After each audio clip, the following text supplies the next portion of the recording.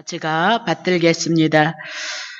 아버지께서 아들을 사랑하사 자기의 행하시는 것을 다 아들에게 보이시고 또 그보다 더 큰 일을 보이사 너희로 기이 여기게 하시리라. 아버지께서 죽은 자들을 일으켜 살리신 같이 아들도 자기의 원하는 자들을 살리느니라. 아멘. 저희는 이제 오늘 추수감사절 예배로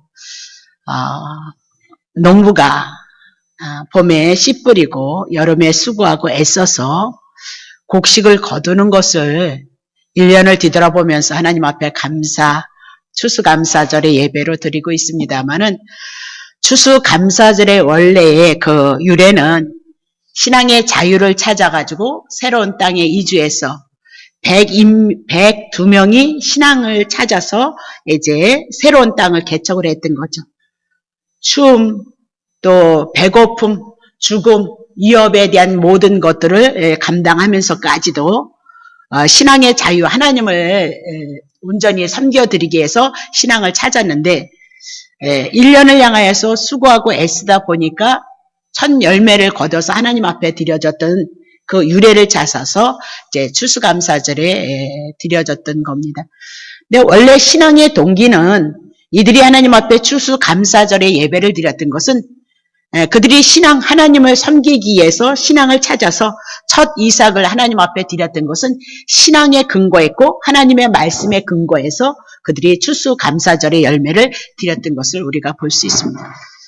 102명이 그렇게 하나님을 사랑해서 새로운 땅을 개척해서 하나님을 사랑하기를 원했지만 뒤돌아보니까 50명이 죽었고 52명이 살았은 것인 거죠. 그리고 수고와 추위와 질병과 굶주림 속에서 땅을 개척해서 농사를 지었을 때에 그들의 삶은 결코 그렇게 풍요로운 것은 아니었다, 그 얘기를 하고 있는 거죠.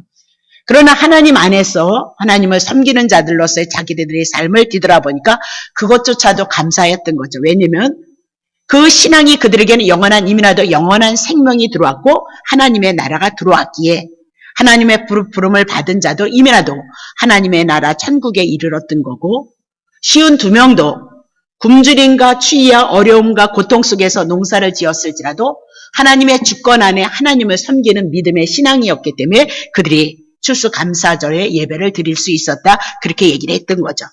그러면 추수감사절의 그 유래는 하나님께서 이민아도 성경에 말씀을 했기 때문에 그 말씀에 의지하여서 그들이 추수감사절의 예배를 드렸던 것을 우리가 알 수 있습니다. 자, 레위기 23장 9절서부터 11절. 여호와께서 모세에게 말씀하고 이스라엘 백성에게 말씀을 했는데 10절. 이스라엘 자손에게 고하여 이르라. 너희는 내가 너희에게 주는 땅에 들어가면, 가나안 땅에 들어가서 너희의 곡물을 거둘 때 최고로 먼저 너희의 곡물 첫 이삭을 한 단을 가져다가 제사장에게 가져갈 것이요, 그랬죠? 그래서 가나안 땅에 들여보내주시는데 그곳에서 농사를 지으면 먼저 그 열매를 첫 번째 것을 하나님 앞에 바치라, 그렇게 얘기를 하고 있는 거죠. 그래서 이런 모든 구약 성경은 예수 그리스도를 그림자로 모형으로 해서 하늘에서 오신 예수 그리스도가 이 땅에 오셔서 열심히 일하심으로 말미암아 당신이 우리를 위해서 죽고 우리를 살리실 것에 대한 그림자고 모형인 거죠. 땅의 것을 들어서 하늘의 것 예수 그리스도의 일하심을 증거하는 것이 성경이다, 그렇게 얘기를 하고 있는 거거든요. 자, 그러면 11절 봅니다. 제사장은 너희를 위하여 그 단을 여호와 앞에 연락되도록 흔들 거라는 거예요. 그러면 이 흔드는 게 뭐냐? 깨어난다, 그 얘기죠. 죽었던 자가 살아난다, 그 얘기인데 하나님은 죽은 거 안 받아요. 죄인의 것을 안 받는다, 그 얘기예요. 하나님이 받으시는 것은 거룩한 것만 받는데 그 단을 흔들어서 안식일 날 이튿날에 흔들 것이도다 라고 그렇게 얘기를 하고 있는 거거든요. 자, 그러면 다시 한 번 더 군대 보면, 자, 이 말씀을 가지고 신약에서 우리들에게 얘기를 하는 게 있어요. 자, 고린도전서 15장 20절. 그러나 이제 그리스도께서 죽은 자 가운데서 다시 살아 잠자는 자들이 첫 열매가 되셨느니라. 그러면서 구약 성경에 가나안 땅에 들어가서 하나님께서 이스라엘 백성이 농사를 지었을 때 첫 단을 하나님 앞에 바치라, 그 얘기죠. 그래서 모든 성경은 다 예수 그리스도밖에는 증거하는 것이 없다는 것을 기억하고 예수 그리스도를 그림자로 모형으로 말씀하셨던 거예요. 가나안 땅 하나님의 나라가 임하는데 먼저 하나님의 나라가 임했을 때 먼저 예수 그리스도가 십자가에서 죽으시고 부활하셔서 하나님 앞에 받침이 되어지는 거예요. 하나님 앞에 받침이 되어짐으로 말미암아 하나님의 나라가 우리 안에 임한다는 것을 이미라도 그림자로 모형으로 말씀하셨는데 첫 열매가 누구냐? 예수 그리스도인 거예요. 레위기를 통해서 첫 단을 드린 건 예수 그리스도가 십자가에서 죽으셔서 우리를 살리시기 위해서 하나님 앞에 제물로 드려질 것을 말씀하고 있다. 그 얘기죠. 자, 레위기 23장 5절 봅니다. 정월 14일 저녁은 유월절 지내는 그 시간은 여호와의 유월절이니라 그랬어요. 그럼 출애굽했고 애굽에서 종되어졌던 그들이 이제 출애굽해서 광야로 나와서 가나안 땅에 들어가는데 누구 때문에 들어가느냐? 유월절 때문이라는 거예요. 이 유월절이냐? 유월절장 되시는 예수 그리스도가 애굽에서 죽으심으로 피를 흘림으로 말미암아 애굽에서 건짐을 받듯이 그건 그림자다 그 얘기죠. 신약에 예수 그리스도가 오셔서 세상 죄를 지고 가신 하나님의 어린 양으로 우리들에게 유월절이 되어짐으로 말미암아 십자가에서 하나님 앞에 드려짐이 되어짐으로 말미암아 우리가 하나님의 나라가 임하고 하나님의 구원이 우리들에게 임하는 것을 성경이 우리들에게 제시를 하고 있도다. 그렇게 얘기를 했죠. 자, 유월절이 무엇인가 볼게요. 고린도전서 5장 7절. 너희는 누룩이 없는 자인데 새 덩어리가 되기 위하여 무른 누룩을 내어버리라. 우리의 유월절 양 그리스도께서 희생이 되셨도다. 그러면서 유월절이 누구래요? 예수 그리스도다. 애굽에서 양이 죽어서 피를 흘림으로 말미암아 이스라엘 백성이 건짐을 받듯이 신약에 와서는 예수 그리스도께서 우리를 위해서 십자가에서 죽으시고 피 흘리심으로 우리가 구원에 이를 것을 말씀하고 있다. 그렇게 얘기를 하고 있는 거죠.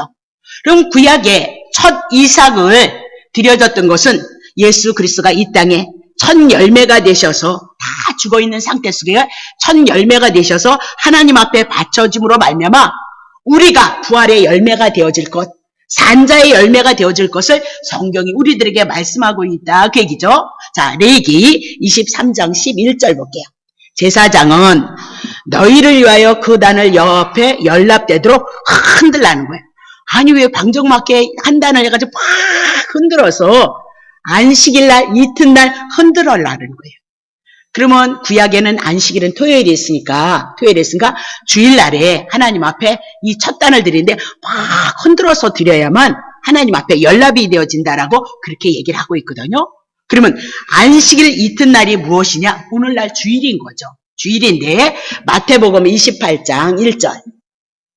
안식일이 다하여 가고 안식 후 첫날이 되는 거 그렇죠? 안식 후 첫날 대려는 미명의 막달라 마리아가 다른 마리아가 무덤을 보려고 왔더라. 근데 무덤에 예수 그리스도가 없어졌단 말입니다. 그럼 뭐예요? 살아나신 것을 말씀하고 있죠. 자, 구약의 안식 후 첫날 새벽에 구약의 레위기 보면 안식일 이튿날 그렇게 얘기했는데 주님이 안식 후 첫날에 그러면서 이튿날에 부활하심으로 말미암아 흔들었다 그 얘기는 죽어있는 자가 깨어났다 그 얘기를 상징적으로 말씀하고 있다는 거죠. 그래서 늘 여러분이 기억하실 것은 성경은 그림자요 모형이요 수수께끼요 상징이기 때문에 구약에서는 예수 그리스도의 얘기 한마디도 없음에도 불구하고 모든 성경이 예수 그리스도를 증거한다라고 말씀하니까 구약성에서 그림자로 모형으로 예언으로 예수 그리스도를 말씀하셨고 그 예수가 오셔서 구약 성경을 이루심으로 우리가 믿는 예수 그리스도가 하나님 되심을 우리에게 말씀하시고 그것이 진리고 그것이 생명임을 우리들에게 말씀하고 있다라고 그렇게 얘기를 하고 있는 겁니다.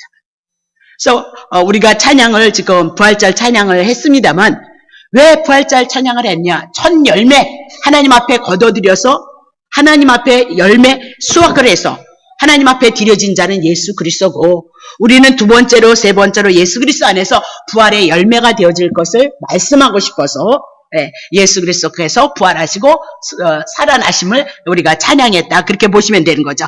자, 요한복음 15장 1절 볼게요. 내가 참 나무고요.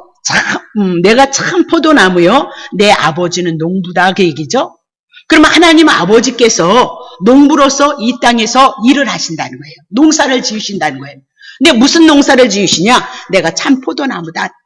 하나님 아버지께서 예수님이 포도나무인데 비유로 상징을 해서 포도나무를 심어서 그 가지에 열매를 주렁주렁 맺게 하시는 일을 하시는데 농부가 누구시라고요? 하나님이신 거예요.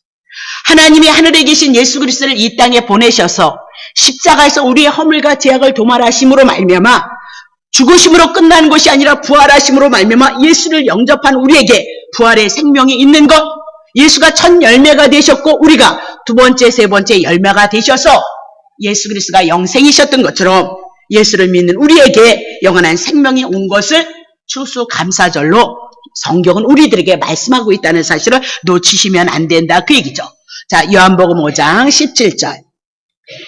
아버지께서 저희에게 이르시되 내 아버지께서도 이제까지 일하시니 나도 일한다. 예수 그리스도를 통해서 이 땅에 예수님의 복음서를 통해서 사역을 하셨던 그 모든 일들은 배후에서 하나님께서 일하심임을 말씀하고 있다. 그렇게. 그러면 예수님이 하나님이 보내신 예수 그리스도가 도대체 무슨 일을 하느냐 우리 한번 살펴볼 필요가 있죠. 요한복음 12장 23절. 예수께서 대답하여 가라사대 예수님이 영광을 얻을 때가 왔도다. 그 영광이 뭐냐? 우리가 생각하면 막 이런 영광이 아니라 24절 보겠습니다.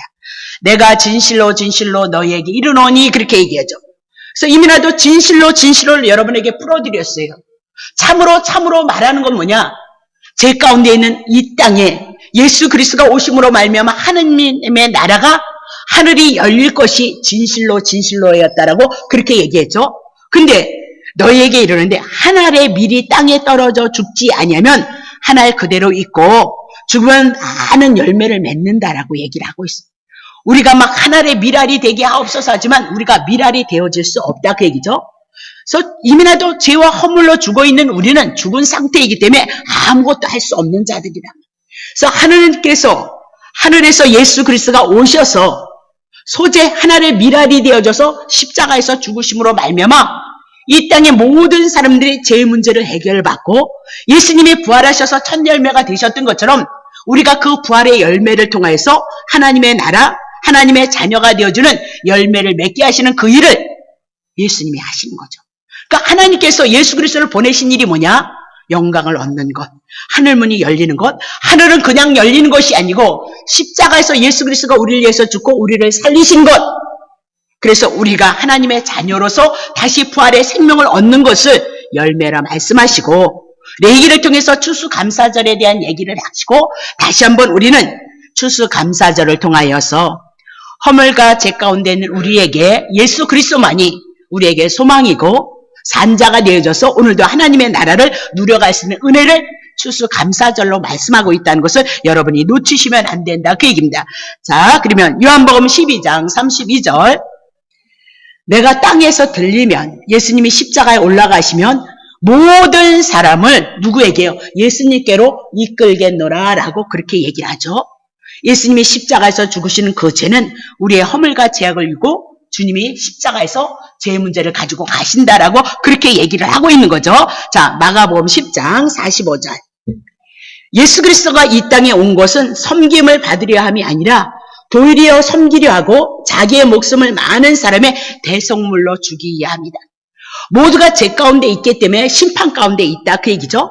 그래서 예수님이 대신 죽으시고 예수님이 3일 만에 부활하심으로 그 부활하심은 우리의 부활되심을 성경에 계시를 하고 있도다라고 그렇게 얘기를 하고 있죠. 그것이 뭐냐? 추수감사절의 유래에서 시작되었던 절기였다 그 얘기입니다.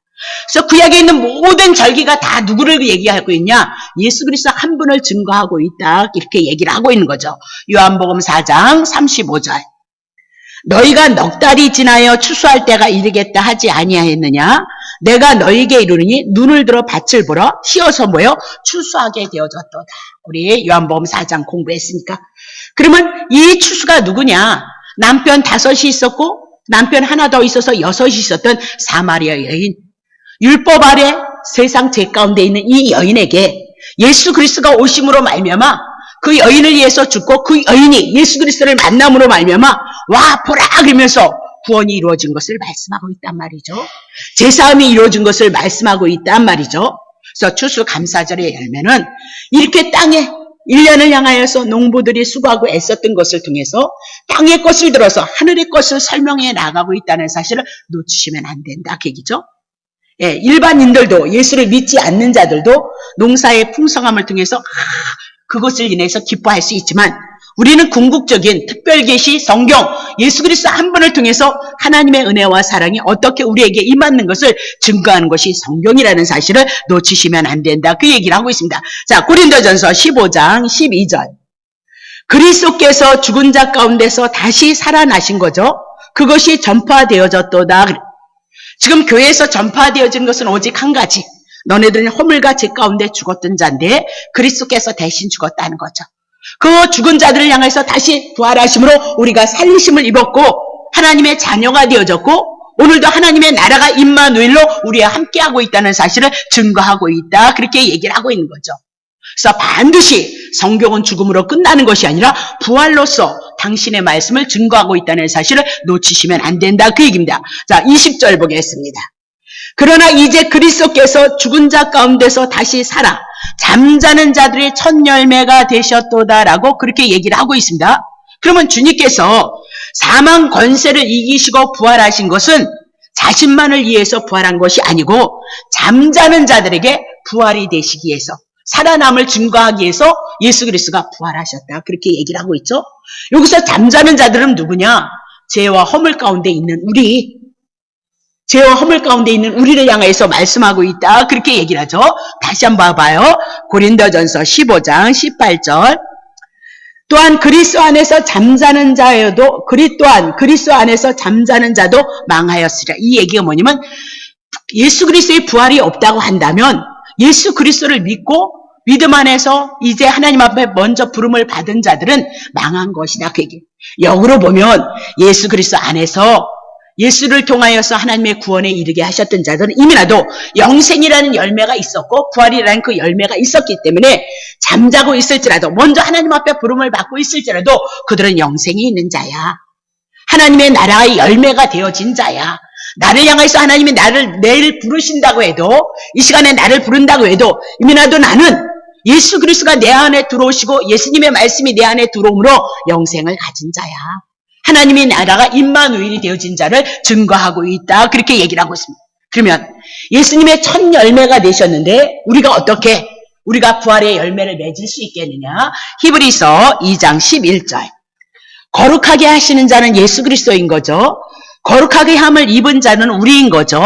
다 하나님 하나에서 났다는 거예요. 하나님의 말씀에 의해서 났는데 그러므로 형제라 부끄러워하시기를 부끄러워 아니하시고 예수 그리스도가 우리들의 맞이로 첫째로 첫 열매가 되심으로 말미암아 죽으시고 부활하신 그 말씀을 오늘도 성경을 통해서 증거하고 우리는 그 말씀을 알아들음으로 말미암아 믿음이 있게 하셔서 예수 그리스도와 우리는 뭐예요? 형제라는 거죠. 한 혈통이라는 거죠. 그러면 예수님이 죽었다? 우리의 죄 때문에 죽었다. 예수님이 부활하셨다? 그럼 우리도 부활한다? 그렇게 얘기를 하고 있는 거죠. 첫 열매 되셨던 예수 그리스도, 부활의 생명을 가졌던 그 예수 그리스도로 말미암아 우리에게 뭐가 온다고요? 부활의 생명, 열매를 거두게 하시는 하나님의 나라의 일을 성경이 우리들에게 말씀하고 있다는 사실을 놓치시면 안 된다. 그렇게 얘기를 하고 있죠. 자, 고린도전서 15장 49절. 우리가 처음에는 흙에 속한 자의 형상을 입은 것 같이 이랬습니다. 우리가 아담이 처음에 몸으로 흙으로 지음을 받았을 때는 아담과 같은 형상이었다. 그 얘기죠. 또한 하늘에 속한 자의 형상을 입으리라 그렇게 합니다. 하늘에 속한 자는 누구예요? 하늘에서 오신 예수 그리스도밖에 없다는 것을 우리들에게 말씀하고 우리가 육으로 아담과 같은 형상으로 죄와 허물 가운데 죽었는데 어떻게 여차해서 복을 주신다나 뭐를 주신다나 이렇게 해가지고 설문에 우리가 교회에 오게 되어졌던 거죠. 교회에 와서 하나님의 말씀을 통하여 예수 그리스도의 이 복음 진리를 통하여서 예수를 믿는 것이 무엇인가를 알게 되어졌단 말이죠. 그래서 내 안에 그 말씀이 내 안에 이 마음으로 말미암아 우리는 예수님을 믿음으로 예수님이 하늘의 형상을 가졌던 것처럼 우리가 하늘의 형상을 가지고 하늘의 형상을 입는 것을 성경이 우리들에게 증거하고 있도다라고 그렇게 얘기를 하고 있는 겁니다. 자, 그러면 정리를 하면 이 모든 것들은 하나님께서 지금 농부로서 일하고 있다는 사실을 놓치시면 안 되는 거죠. 근데 농부가 무엇을 하고 있느냐? 예수님을 포도나무로 해서 이 포도나무를 향해서 농사를 지어서 열매를 맺게 한다는 거죠. 그래서 예수님을 통해서 우리가 예수님 앞에 영접되어짐으로 우리가 가지고요. 예수님을 통해서 공급되어지는 모든 것들이 죽음이 아니라 부활인 것을, 영생인 것을 우리들에게 말씀하고 추수감사절에 대한 절기에 대한 것을 우리들에게 그렇게 얘기를 하고 있는 겁니다. 자, 요한복음 5장 20절에 보니까 이렇게 얘기해요. 아버지께서, 요한복음 5장 20절, 아버지께서 아들을 사랑하사 자기의 행하시는 것을 다 아들에게 보이시고 또 그보다 더 큰 일을 보이사 너희로 기이 여기게 하시리라 그랬습니다. 그러면 큰 일이 도대체 뭐냐? 아들에게 보이시고 하나님의 큰 일을 하는데 큰 일이 뭐냐? 아버지께서 죽은 자를 살린 겁니다. 그래서 지난주에 구약에 죽은 자가 살아나는 사건, 예수 그리스도가 이 땅에 오셔서 죽은 자를 살리는 사건을 통해서 구약의 여호와가 신약의 예수 그리스도 그분이 하나님이심을 증거했다. 그렇게 얘기를 하는 거죠. 근데 구약 성경에 보니까 구약에도 큰 일이 있더라라고 그렇게 얘기해요. 자, 그 큰 일이 무엇이냐? 열왕기하 5장 1절. 시간이 없으니까 그냥 쭉 읽어 나갈게요. 아람 왕의 군대 장관 나아만은 그 주인 앞에서 크고 존귀한 자니 이는 여호와께서 전에 저로 아람을 구원하게 하셨습니다. 저는 큰 용사인데 문둥병자라는 거예요. 그러면 나아만 장군이니까 이방인이고 죄인을 상징하는 거죠. 세상의 나라에서는 힘과 능력이 있는 자였다라고 그렇게 얘기를 하고 있는 겁니다. 근데 영적으로 보니까 그가 누구였어요? 문둥병자였다는 거예요. 그러면 죄인의 상태였고 심판을 받을 수밖에 없는 상태였다라고 그렇게 얘기를 하고 있죠. 자, 2절 봅니다. 전에 아람 사람이 떼를 지어 나가서 이스라엘 땅에서 작은 계집 아이 하나를 사로잡으며 저가 나아만의 아내에게 수종을 들고 있었는데 3절 그 주모에게 이르되 우리 주인이 사마리아에 계신 선지자 앞에 계셨더면 좋겠나이다. 그 선지자는 문둥병을 고친다는 거예요. 그러면 구약의 선지자는 하나님의 말씀을 받은 자요? 그건 그림자다. 하나님의 말씀을 가지고 오신 분이 누구예요? 예수 그리스도니까 예수 그리스도는 문둥병자를 어떻게 고칠 수 있다. 죄 문제를 해결할 수 있다. 그렇게 말씀하고 있는 거죠. 4절 보겠습니다. 나아만이 들어가서 그 주인에게 구하여 가로되 이스라엘 땅에서 온 계집아의 말이 이러이러합디다. 자, 5절 아람 왕이 가로되 갈지어다 내가 이스라엘 왕에게 글을 보내리라. 나아만이 곧 떠날새 은 10달란트와 금 6,000개와 의복 10벌을 가지고 가서 6절 이스라엘 왕에게 그 글을 전하니 일렀으되 내가 내 신하 나아만을 당신에게 보내오니 이 글이 당신에게 이르거든 당신은 그 문둥병을 고쳐주소서 하였더라. 7절 이스라엘 왕이 이 글을 읽고 자기 옷을 찢고 가로되 내가 어찌 하나님이 간데 능히 사람을 죽이며 살릴 수 있게.